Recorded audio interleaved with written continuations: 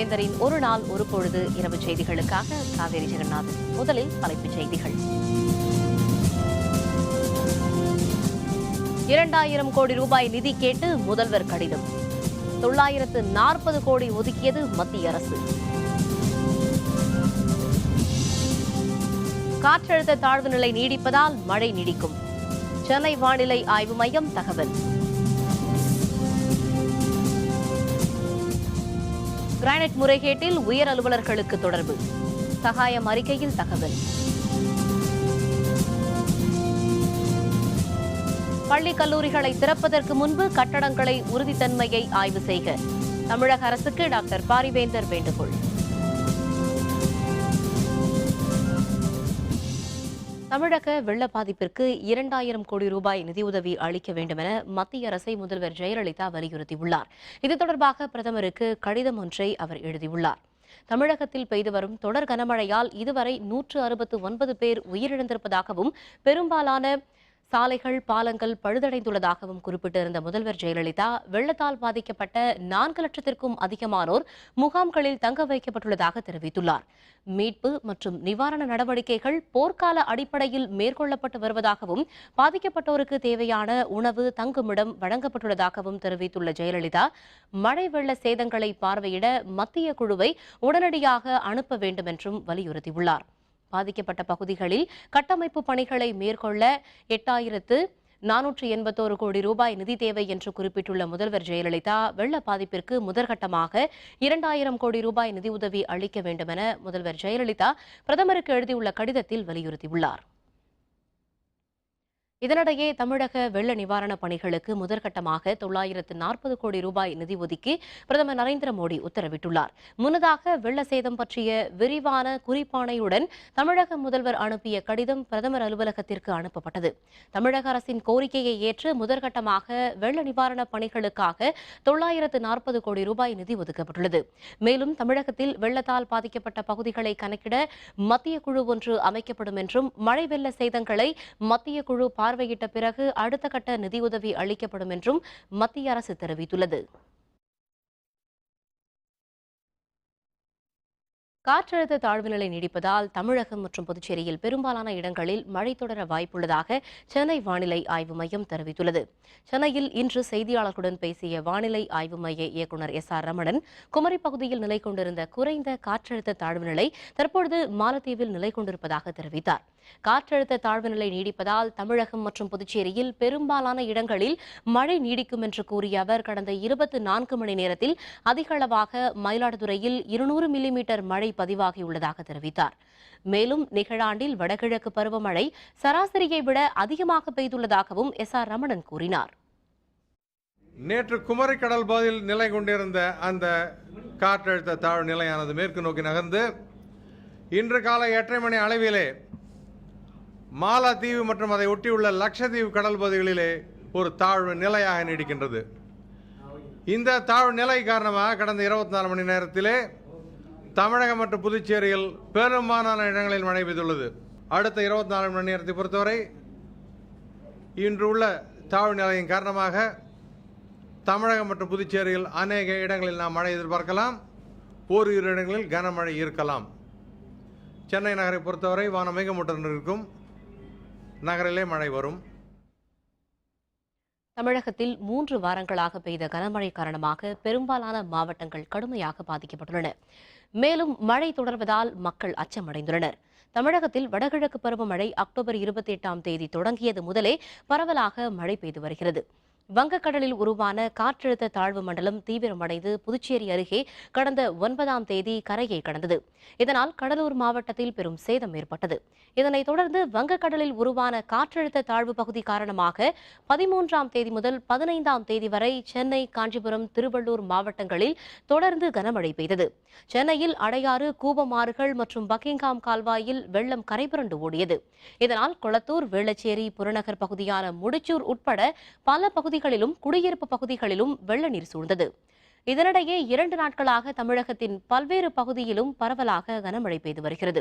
இதனால் 15 மாவட்டங்களில் உள்ள பள்ளி கல்லூரிகளுக்கு விடுமுறை அளிக்கப்பட்டுள்ளது. சென்னையில் காலை வெயில் கடுமையாக அடித்த நிலையில் பகலுக்கு மேல் நகரின் பல பகுதிகளிலும் மழை பெய்து வருகிறது. இதேபோல் தமிழகத்தின் பல மாவட்டங்களிலும் மழை தொடர்ந்து பெய்து வருகிறது. தொடர் மழை காரணமாக சென்னை, திருவள்ளூர், காஞ்சிபுரம் மாவட்டங்களில் பள்ளி கல்லூரிகளுக்கு நாளையும் விடுமுறை அறிவிக்கப்பட்டுள்ளது. சென்னையை அடுத்த செம்மஞ்சேரியில் குடியிருப்பு பகுதியில் வெள்ளம் புகுந்ததால் மக்கள் பாதிக்கப்பட்டுள்ளனர். 10 நாட்களாக வெள்ளம் வடியாததால் அங்கு வசித்து வந்த 300க்கும் அதிகமானோர் வீடுகளை விட்டு வெளியேறியுள்ளனர். இது பற்றிய விரிவான தகவல்களை தருகிறார் நமது செய்தியாளர் சையத். சென்னையில் ஏற்பட்ட வெள்ள பாதிப்புகளில் இருந்து பல்வேறு பகுதிகள் மீட்கப்பட்டுள்ள போதிலும் இன்னும் ஒரு சில பகுதிகளில் வெள்ள நீர் ஆறாக ஓடிக்கொண்டிருக்கின்றது. நாம் நிற்கின்ற பகுதியானது பழைய மகாபலிபுரம் சாலையும் பெரும்பாக்கமும் இணைக்கக்கூடிய இணைப்பு சாலையாகும். இந்த பகுதியில் உள்ள நேதாஜி நகருக்குள் கடந்த 10 நாட்களாக புகுந்த வெள்ள நீரால் இப்பகுதியில் உள்ள மக்கள் வீடுகளை காலி செய்து அருகிலுள்ள செம்மஞ்சேரி குடிசை பகுதி மாற்று வாரிய குடியிருப்பிலே தங்க வைக்கப்பட்டிருக்கிறார்கள். இவர்களுக்கு எந்தவித அடிப்படை வசதி இல்லாமல் மிகவும் அவதிப்பட்டு வருகிறார்கள். இங்கே நிறைய தண்ணி வந்ததால் எங்களால் எங்கள் வேலைக்கும் போக முடியல, வர முடியல. அது இல்லாமல் ரொம்ப கஷ்டமாக இருக்குது. அதிகமான தண்ணி இருக்குது. எவ்வளோ ஜனங்க கஷ்டப்பட்டு இருக்காங்க. நாங்களும் சாப்பிட்றதுக்கெல்லாம் என்ன பண்ணுறதுன்னு எங்களுக்கு ஒன்றும் புரியல. கடை தெருவுங்கெல்லாம் வேறு மூடி இருக்குது. இங்கே பசங்கள்லாம் சின்ன சின்ன குழந்தைங்களை வச்சுன்னு ரொம்ப வேதனைப்பட்டு இருக்கோம். இந்த 12வது வார்டில் சுமாராக 200 குடும்பம் வந்துட்டு தண்ணியில் மூழ்கி 20 நாளாக மாற்ற இடத்துல தங்க வச்சிருக்கு. ஒருத்தர் கூட ஊருக்குள்ளே கிடையாது. யாருமே எந்த நிவாரண வேலைக்கோ இல்லை காப்பாற்றுற மக்களை காப்பாற்றுறக்கு யாருமே வரல. இந்த கெட்டியிருந்த துணியோடு போனவங்க திருப்பி மாற்றி கொடுக்குற துணியும் கூட இல்லாமல் உட்கார்ந்துருக்காங்க. ஒட்டியம்பாக்கம், மாம்பாக்கம், கண்டிகை போன்ற பகுதிகளிலிருந்து வெளியேறிய ஏரியின் மழை நீரானது தற்போது இப்பகுதிக்குள் வெள்ளமாக ஓடிக்கொண்டிருக்கும் நிலையில் செம்மஞ்சேரி பகுதியில் ஆயிரக்கணக்கான குடிசை மாற்று வாரிய குடியிருப்புகள் புதிதாக உருவாக்கப்பட்டு வரும் நிலையில் அவர்களுக்கு தேவையான பாதுகாப்பை ஏற்படுத்தி தர அரசு முன்வர வேண்டும் என்று இப்பகுதி மக்கள் விரும்புகின்றார்கள். வேந்தர் செய்திகளுக்காக சென்னை பெரும்பாக்கத்திலிருந்து சையது. சென்னையில் பெய்து வரும் கனமழை மற்றும் செம்பரம்பாக்கத்தில் இருந்து திறந்துவிடப்படும் அதிக நீர் காரணமாக அடையாற்றில் மீண்டும் வெள்ளம் பெருக்கெடுத்து ஓடுகிறது. இதனால் கரையோரம் வாழும் மக்கள் அச்சத்துடன் உள்ளனர். இது பற்றிய விரிவான தகவல்களை தருகிறார் நமது செய்தியாளர் நந்தினி. சென்னையில் கடந்த 2 வாரங்களாகவே கனமழை பெய்து வருகிறது. இதனால் சென்னையில் இருக்கக்கூடிய அடையாறு, கூவம் நதிகளில் வெள்ளப்பெருக்கு ஏற்பட்டிருந்தது. குறிப்பாக இந்த அடையாறு கரையோரத்தில் இருக்கக்கூடிய ஜாஃபர்கான்பேட்டை, சைதாப்பேட்டை, கிண்டி, அசோக் நகர் உள்ளிட்ட இருக்கக்கூடிய பெரும்பாலான குடியிருப்புகள் நீரில் மூழ்கியிருந்தன. இருப்பினும் கடந்த 2 நாட்களாகவே மழையின் அளவு குறைந்திருப்பதாலும் மேலும் செம்பரம்பாக்கம் ஏரியிலிருந்து திறந்துவிடப்படக்கூடிய நீரின் அளவு குறைக்கப்பட்டதாலும் இப்பகுதியில் இருக்கக்கூடிய குடியிருப்புகளிலிருந்து வெள்ள நீரானது வடிய தொடங்கியிருந்தது. தண்ணி ஜாஸ்தியாக இங்கே வந்து ஃபஸ்ட்டு குறைஞ்சிருந்தது தண்ணி. இப்போ அந்த வீட்டு வாசப்படிக்கு தாண்டி வந்திருக்கு.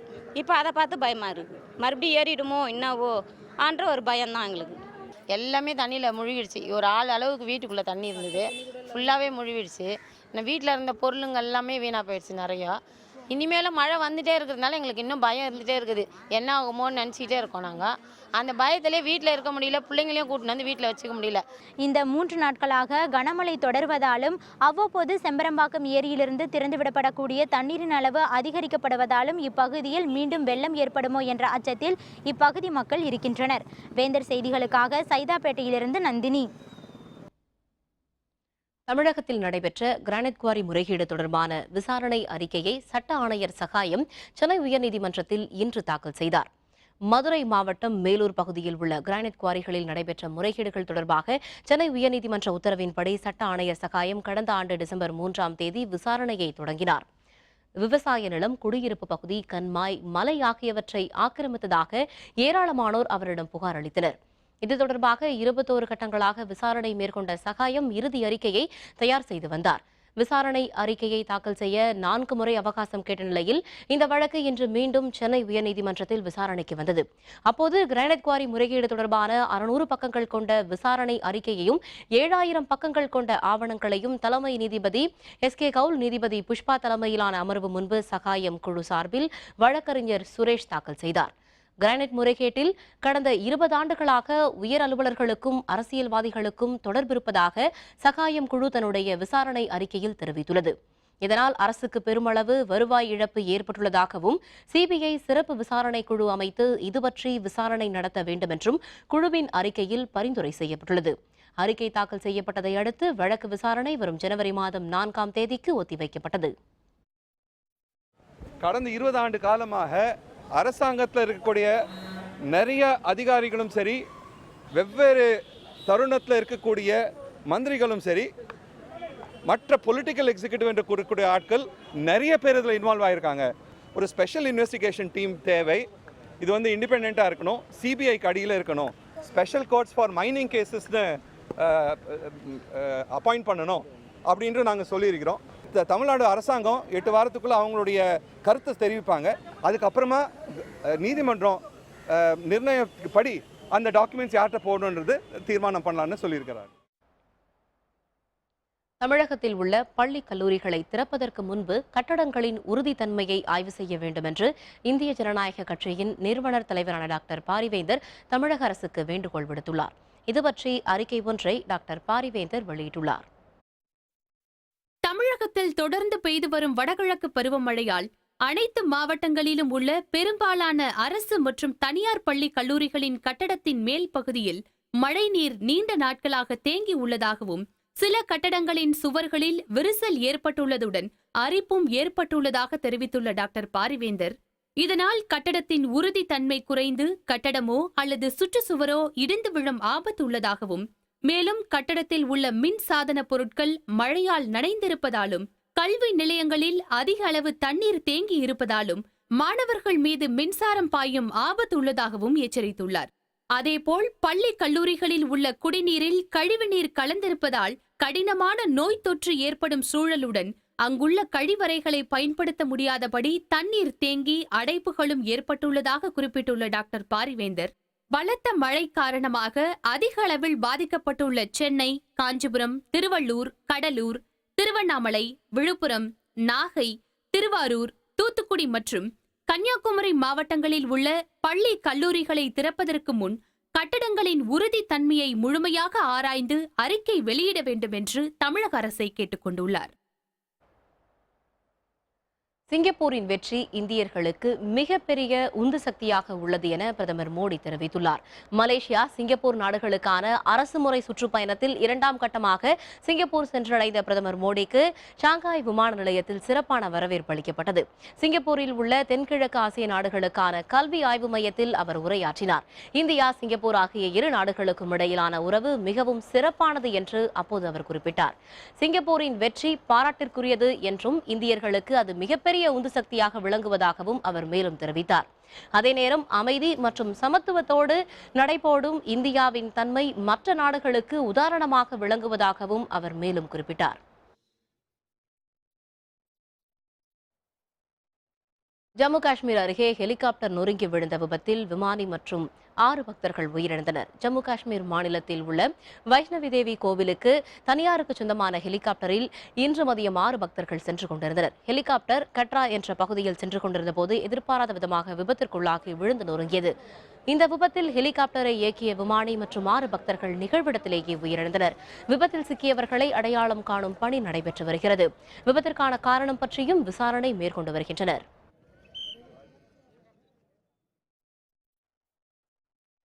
தமிழகம் முழுவதும் கொட்டி தீர்க்கும் கனமழை, பொதுமக்களின் இயல்பு வாழ்க்கை பாதிப்பு. விவரம் விளம்பர இடைவேளைக்கு பிறகு.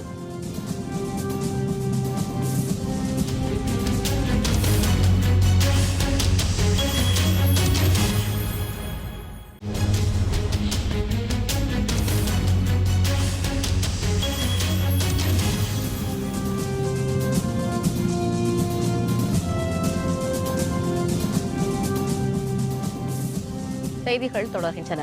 தமிழகம் முழுவதும் 39,000க்கும் அதிகமான நீர்நிலைகள் ஆக்கிரமிப்பு செய்யப்பட்டுள்ளதால் வெள்ள பாதிப்பு அதிகமாக இருப்பதாக இந்திய கம்யூனிஸ்ட் மூத்த தலைவர் நல்லக்கண்ணு தெரிவித்துள்ளார். பெரம்பலூரில் இந்திய கம்யூனிஸ்ட் கட்சியின் மாவட்ட அலுவலகத்திற்கான புதிய கட்டட திறப்பு விழா நடைபெற்றது. திறப்பு விழா நிகழ்ச்சியில் கட்சியின் மூத்த தலைவர் ஆர் நல்லக்கண்ணு, மாநில செயலர் ராமுத்தரசன் உட்பட பலர் கலந்து கொண்டனர். அதன் பின்னர் செய்தியாளர்களுடன் பேசிய நல்லக்கண்ணு, தமிழகம் முழுவதும் ஏரி, குளம், கண்மாய் மற்றும் கிணறுகள் என 39,200 நீர்நிலைகள் ஆக்கிரமிப்பு செய்யப்பட்டுள்ளதாக தெரிவித்தார். இதன் காரணமாகத்தான் சராசரியாக பெய்து வரும் பருவமழையை கூட தாக்குப்பிடிக்க முடியவில்லை என்று அவர் மேலும் தெரிவித்தார். நீராதாரங்களை எல்லாம் அழித்துவிட்டு வரமுறை இல்லாமல் வீடுகளை கட்ட அனுமதித்ததன் விளைவு ஆக்கிரமிப்புகளையும் நாம் அனுமதித்து விட்டோம், ஆக்கிரமிப்புகளையும் செய்து விட்டோம். அதையெல்லாம் இயற்கை தன்னுடைய பாதிப்பில் இப்பொழுது ஏற்படுத்தியிருக்கிறது. தூத்துக்குடியில் நேற்றிரவு பெய்த கனமழை காரணமாக அந்த மாவட்டமே தீவு போல் காட்சியளிக்கிறது. குடியிருப்பு பகுதிகள் சுற்றிலும் வெள்ளம் சூழ்ந்துள்ளதால் மக்களின் இயல்பு வாழ்க்கை முற்றிலுமாக பாதிக்கப்பட்டுள்ளது. தூத்துக்குடி மாவட்டத்தில் நேற்றிரவு முதல் பெய்து வரும் தொடர் மழை காரணமாக கோரப்பள்ளம் ஏரியில் வெள்ள நீர் பெருக்கெடுத்து சாலைகளில் ஓடி வருகிறது. இதனால் தூத்துக்குடி திருநெல்வேலி இடையே உள்ள தேசிய நெடுஞ்சாலை மற்றும் தூத்துக்குடி திருச்செந்தூர் இடையே உள்ள சாலைகள் வெள்ளக்காடாக காட்சியளிக்கிறது. இதனால் அந்த பகுதியில் போக்குவரத்து முழுவதுமாக துண்டிக்கப்பட்டுள்ளது.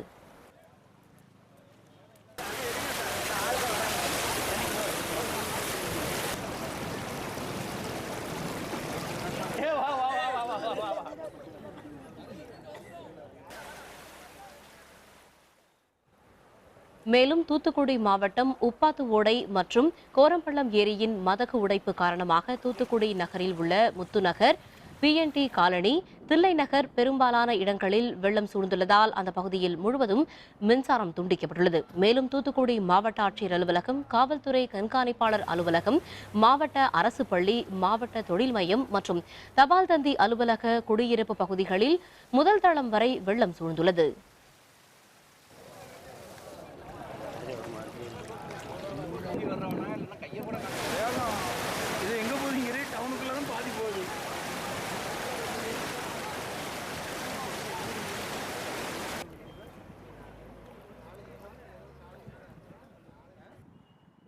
போர்க்கால நடவடிக்கையில் எடுக்கப்பட்டு வருகிறது.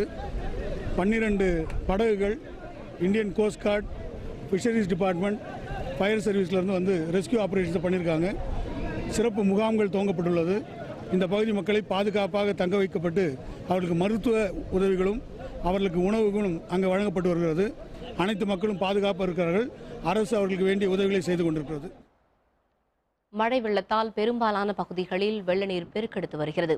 வெள்ளத்தில் சிக்கியுள்ளவர்களை மீட்க தீயணைப்புத் துறையினர், கடலோர காவல்படை, மீனவர் குழுக்கள் ஈடுபட்டு வருகின்றனர். மேலும் தூத்துக்குடி கோரம்பள்ளம் ஏரியின் 21 மதகுகளில் இருந்து நீர் வெளியேற்றப்படுவதால் கரையோர மக்கள் பாதுகாப்பான இடங்களுக்கு செல்லுமாறு அறிவுறுத்தப்பட்டுள்ளனர். கோரம்பலம், அந்தநேரபுரம் போன்ற கிராம பகுதியிலாமல் எல்லா கிராமங்களுமே தண்ணீர் மூழ்கி கொண்டிருக்கிறது. தூத்துக்குடியில் 20 ஆண்டுக்கு முன்னால் இந்த மழையை விட அதிகமாக மழை பெய்தனால கூட சுற்றுப்புறம் இருக்கிற கிராம பகுதி, அதாவது மணியாச்சி அந்த பக்கம் கூடிய கம்மாக்கள் பூராமே உடைந்து அவ்வளோ தண்ணியுமே தூத்துக்குடி நகரத்துக்குலாம் வந்து கொண்டிருக்கிறது. தொடர் மழையின் காரணமாக காஞ்சிபுரம் மாவட்டத்தில் உள்ள மதுராந்தகம் ஏரி அதன் முழு கொள்ளளவான 23.3 அடியை தாண்டி 24 அடியை எட்டியுள்ளது. இதையடுத்து பாதுகாப்பு கருதி ஏரியில் இருந்த 16,000 கன அடி நீர் வெளியேற்றப்படுகிறது. இதையடுத்து கரையோரத்தில் வசிக்கும் மக்களுக்கு எச்சரிக்கை விடுக்கப்பட்டுள்ளது. இது பற்றிய விரிவான தகவல்களை தருகிறார் நமது செய்தியாளர் பாஸ்கரன். கடந்த 10 தினங்களாக பலத்தமாக பெய்து வரும் நிலையில் காஞ்சிபுரம் மாவட்டத்தில் குறிப்பாக கனமழை எதிரொலித்தது. காஞ்சிபுரம் மாவட்டத்தில் உள்ள 912 ஏரிகளில் 900 ஏரிகள் தற்போது முழு கொள்ளளவை எட்டியது. மீதமுள்ள 12 ஏரிகள் 75% எட்டியுள்ளது. மேலும் முக்கியமாக 12 ஏரிகளான ஏரிகள் தற்போது குடிநீர் ஆதாரம் மற்றும் விவசாயத்திற்கு தேவையான 12 ஏரிகளில் 9 ஏரிகள் முழு கொள்ளளவையும் 3 ஏரிகள் 75% எட்டியுள்ளது. இந்நிலையில் மதுராந்தகம் ஏரிக்கு கடந்த 2 தினங்களாக பெய்து வரும் தொடர் மழையில் உபரி நீர் வெளியேற்றப்பட்டுள்ளது.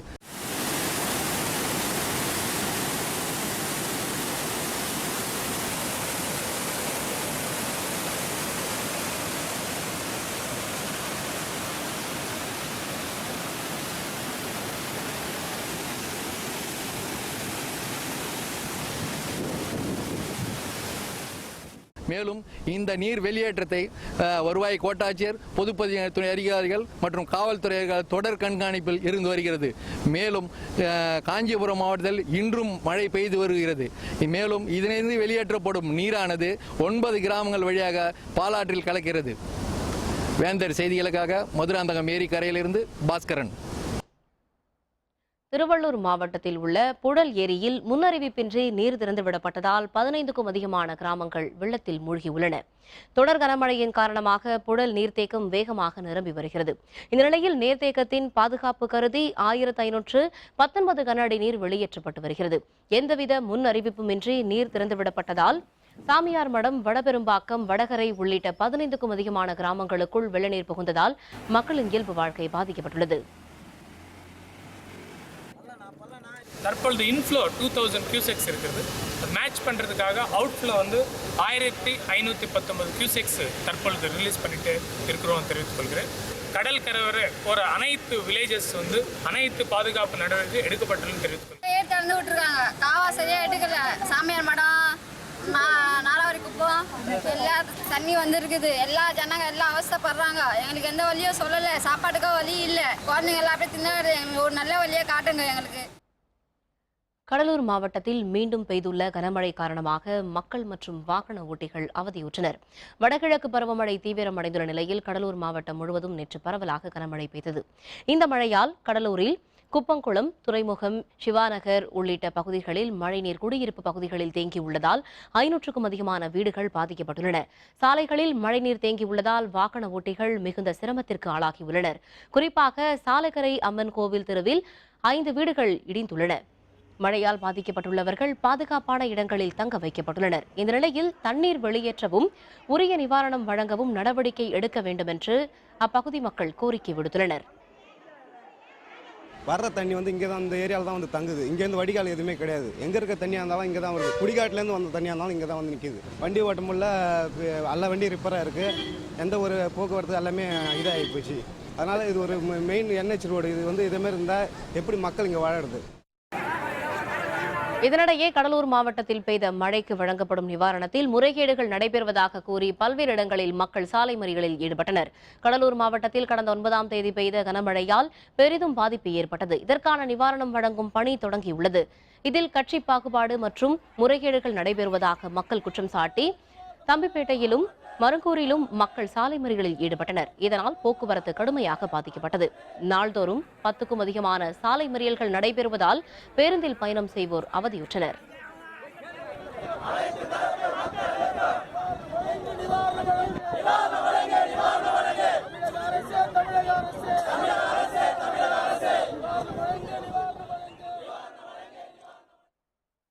புதுச்சேரியில் வீடூர் அணை திறக்கப்பட்டதை அடுத்து சங்கரபாணி ஆற்றில் வெள்ளம் பெருக்கு ஏற்பட்டுள்ளது. தண்ணீர் திறக்கப்படும் என்று எச்சரிக்கை விடப்பட்ட நிலையில் எவ்வளவு நீர் வெளியாகும், எந்தெந்த பகுதிகள் பாதிப்புக்குள்ளாகும் என அறிவிப்பு வெளியாகாததால் பாதிப்பு அதிகரித்துள்ளதாக கரையோர மக்கள் தெரிவித்துள்ளனர். இது பற்றிய தகவல்களை தருகிறார் நமது புதுச்சேரி செய்தியாளர் கந்தன். கடந்த ஒரு வார காலமாக பெய்து வந்த கனமழை தொடர்ந்து புதுச்சேரி மாநிலத்தில் உள்ள அனைத்து ஏரிகள் வந்து நிரம்புறீங்கன்னா, குறிப்பாக இந்த பாகூர் பகுதியில் உள்ள இந்த பாகூர் ஏரியில் கட்டப்பட்ட படுகை அணை வந்து இந்த கனமழை காரணமாக வெளியேற்ற உபநீர் வந்து படுகை அணை தாண்டி வந்து வெளியேறி வருகிறது. இந்த படுகை அணை வந்து சற்று உயர்த்தி கட்டினால் விவசாயிகளுக்கு வந்து நீர்த்தேக்கமாக இருக்கும் என்பது வந்து அப்பகுதி மக்களின் வந்து கோரிக்கையாக உள்ளது. புதுச்சேரி முக்கிய நீர்வளத்தான வீடூர் அணை திறக்கப்பட தொடர்ந்து அதிலிருந்து வெளியேற உபநீர் வந்து அளவுக்கு அதிகமாக வெளியேறி வருகிறது. அதாவது வந்து அது எந்த அளவுக்கு வெளியேறும், எவ்வளவு வேகத்தில் வரும் என்பது குறித்து அந்த கிராம மக்களுக்கு வந்து எந்த முன்னெச்சரிக்கை அறிவிக்கப்படலை.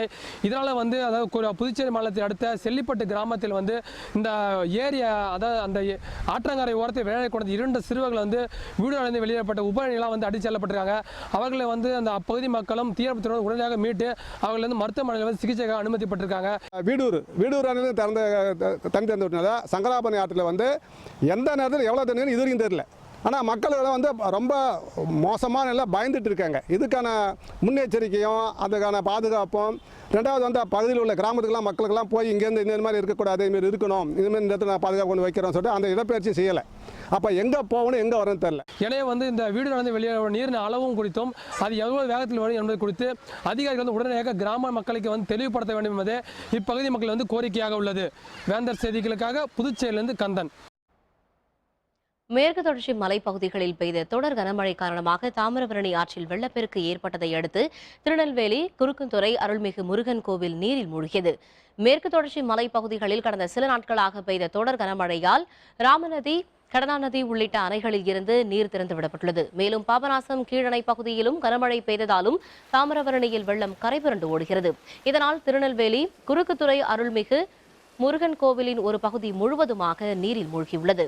தொடர் கனமழை காரணமாக திருநெல்வேலி மாவட்டத்தில் உள்ள அணைகளின் நீர்மட்டம் தொடர்ந்து உயர்ந்து வருகிறது.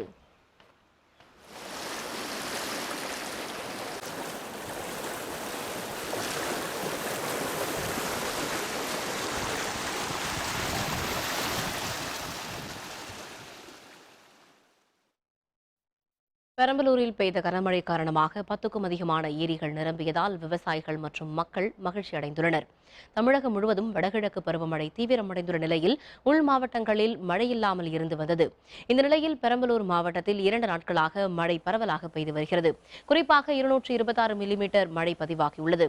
அரும்பலூர், பூலாம்பாடி உள்ளிட்ட 10க்கும் அதிகமான பகுதிகளில் கனமழை காரணமாக ஏரிகள் நிரம்பியுள்ளன. பாளையம் பகுதியில் 5 ஆண்டுகளுக்கு பின்னர் ஏரி நிரம்பியுள்ளதால் மக்கள் மகிழ்ச்சி அடைந்துள்ளனர். 4-5 வருஷமா மழை வெள்ளம் எதுவுமே ஏற்படல, ஏரி கடப்படல, விவசாயிகளும் ரொம்ப பாதிக்கப்பட்டாங்க. இந்த 2 நாளாக மழை பெஞ்சதில் நல்ல மழை பெஞ்சு இன்னைக்கு ஏரி கடை போய் நல்லா சிறப்பாக இருக்குது. ஆனால் நாங்கள் நெல் எல்லாம் பயிர் நட்டு எல்லாம் சிறப்பாக இருக்கும். வேலூரில் உள்ள ஓட்டேரி ஏரி 16 ஆண்டுகளுக்கு பிறகு நிரம்பியுள்ளதை அடுத்து தண்ணீர் வழிந்தோடும் காட்சியை காண திரளான மக்கள் அந்த பகுதியில் குவிந்து வருகின்றனர். வேலூர் மாவட்டத்தில் கடந்த சில நாட்களாக பெய்த தொடர் கனமழையால் மாவட்டத்தின் பல்வேறு பகுதிகளில் உள்ள நீர்நிலைகள் நிரம்பின. இந்த நிலையில் வேலூரில் உள்ள ஓட்டேரி ஏரி கடந்த 16 ஆண்டுகளுக்கு பின் தற்பொழுது நிரம்பியுள்ளதால் அந்த பகுதி மக்களும் விவசாயிகளும் மகிழ்ச்சி அடைந்துள்ளனர். ஏரியில் இருந்து வெளியேற்றி வரும் நீரில் அந்த பகுதியில் உள்ள சிறுவர்கள் குளித்து மகிழ்ந்தனர். மேலும் ஏரி நிரம்பியுள்ளதை காண அந்த பகுதி மக்கள் தொடர்ந்து வந்த வண்ணம் உள்ளனர். இப்போ பார்த்தீங்கன்னா தண்ணி ரொம்ப கோடி போகுது. இதனால எங்கள் வேலூர் மக்கள் ரொம்ப திருப்தி அடைகிறாங்க. இன்னும் கொஞ்சம் ஏரியை தூர் வாரியிருந்தால் இன்னும் கூட திருப்தி அடைதுங்க. ரொம்ப சந்தோஷப்படுறேன். நான் இந்த கிட்டத்தட்ட ஒரு 15 வருஷம் ஆச்சு நான் பார்த்து. ஆனால் இப்போ நான் பார்த்து ரொம்ப மனசு திருப்தியோட போகிறேன். அரியலூரில் உள்ள அருந்தவநாயகி உடனுரை ஆலந்துறையார் கோவிலில் 108 சங்காபிஷேகம் நடைபெற்றது. இதில் நூற்றுக்கணக்கான பக்தர்கள் கலந்து கொண்டு சுவாமி தரிசனம் செய்தனர். கார்த்திகை முதல் சோமவாரம் மற்றும் பிரதோஷம் 2ம் சேர்ந்து வந்த இந்த நாளில் 108 சங்குகளை வைத்து சிறப்பு பூஜைகள் நடைபெற்றன. மேலும் பூஜிக்கப்பட்ட சங்குகளை கொண்டு சிவனுக்கு அபிஷேகமும், பிரதோஷத்தை முன்னிட்டு பால், தயிர், சந்தனம் உள்ளிட்ட வாசனை திரவியங்களால் நந்திக்கு அபிஷேகமும் நடைபெற்றது. இதில் கலந்து கொண்ட பக்தர்கள் சங்காபிஷேகத்தை கண்டு ரசித்ததுடன் சுவாமி தரிசனமும் செய்தனர். கார்த்திகை மாதம் சோமவாரத்தில் 108 சங்காபிஷேகம் கோயிலில் நடக்கும். சிவன் கோயிலில், சில கோயிலில் தான் நடக்கும். பிரதோஷங்களால் நந்திக்கு அபிஷேகம், தாயாருக்கும் அபிஷேகம், எல்லாரும் நல்லா இருக்கணும்னு எல்லாம் வேண்டிக்கிட்டு அபிஷேகம் பண்ணுறாங்க. அர்ஜென்டினா அதிபர் தேர்தல், எதிர்க்கட்சி வேட்பாளர் மொரிசியோ மேக்ரி வெற்றி. விவரம் விளம்பர இடைவேளைக்கு பிறகு.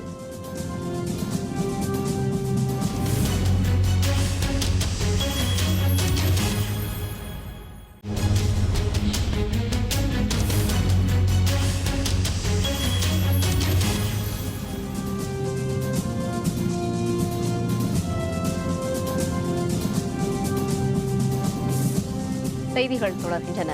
இனி அயலக செய்திகள்.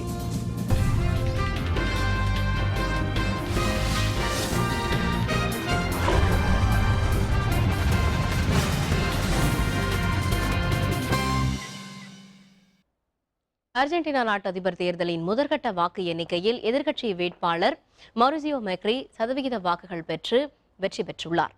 அர்ஜென்டினாவின் புதிய அதிபரை தேர்வு செய்வதற்கான தேர்தலில் நேற்று வாக்குப்பதிவு நடைபெற்றது. இந்த தேர்தலில் ஆளும் கட்சி வேட்பாளரான டேனியல் லிசோசி மாற்றுக்கு முன்னிறுத்தி பிரச்சாரம் செய்த வேட்பாளர் மொரிசியோ மேக்ரிக்கு இடையே கடும் போட்டி நிலவியது.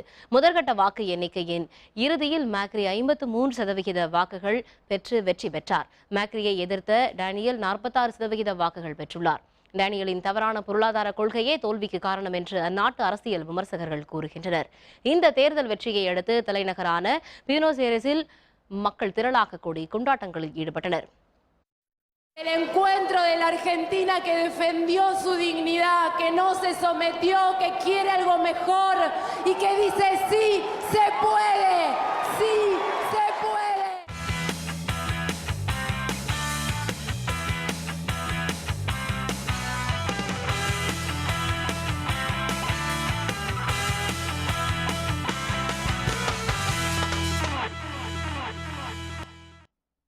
தென்னாப்பிரிக்க அணிக்கு இந்திய சுழற்பந்து வீச்சாளர்கள் நெருக்கடி அளித்து வருவதாக இந்திய பேட்ஸ்மேன் முரளி விஜய் கூறியுள்ளார். 4 டெஸ்ட் போட்டிகளில் விளையாட தென்னாப்பிரிக்க அணியினர் இந்தியா வந்துள்ளனர். மொஹாலியில் நடைபெற்ற முதல் டெஸ்ட் போட்டியில் இந்திய அணி வெற்றி பெற்றது. பெங்களூருவில் நடைபெற்ற 2வது டெஸ்ட் போட்டி மழை காரணமாக டிராவில் முடிந்தது. இந்த நிலையில் 3வது டெஸ்ட் போட்டி மகாராஷ்டிரா மாநிலம் நாக்பூரில் நாளை மறுநாள் நடைபெற உள்ளது. இதற்காக இந்திய வீரர்கள் இன்று வலைப்பயிற்சியில் ஈடுபட்டனர். இதனிடையே செய்தியாளர்களுடன் பேசிய இந்திய வீரர் முரளி விஜய், இந்திய சுழற்பந்து வீச்சாளர்கள் தென்னாப்பிரிக்க அணிக்கு நெருக்கடி அளித்து வருவதாக கூறினார். மீண்டும் தலைப்புச் செய்திகள். 2000 கோடி ரூபாய் நிதி கேட்டு முதல்வர் கடிதம். 940 கோடி ஒதுக்கியது மத்திய அரசு. காற்றழுத்த தாழ்வு நிலை நீடிப்பதால் மழை நீடிக்கும். சென்னை வானிலை ஆய்வு மையம் தகவல். கிரானைட் முறைகேட்டில் உயர் அலுவலர்களுக்கு தொடர்பு. சகாயம் அறிக்கையில் தகவல். பள்ளி கல்லூரிகளை திறப்பதற்கு முன்பு கட்டடங்களின் உறுதித்தன்மையை ஆய்வு செய்க. தமிழக அரசுக்கு டாக்டர் பாரிவேந்தர் வேண்டுகோள். இத்துடன் வேந்தரின் ஒரு நாள் ஒரு பொழுது இரவு செய்திகள் நிறைவடைந்தன. மீண்டும் இரவு 10 மணிக்கு கண்ணுறங்கும் வேளை இரவு செய்திகளில் சந்திப்போம். வணக்கம்.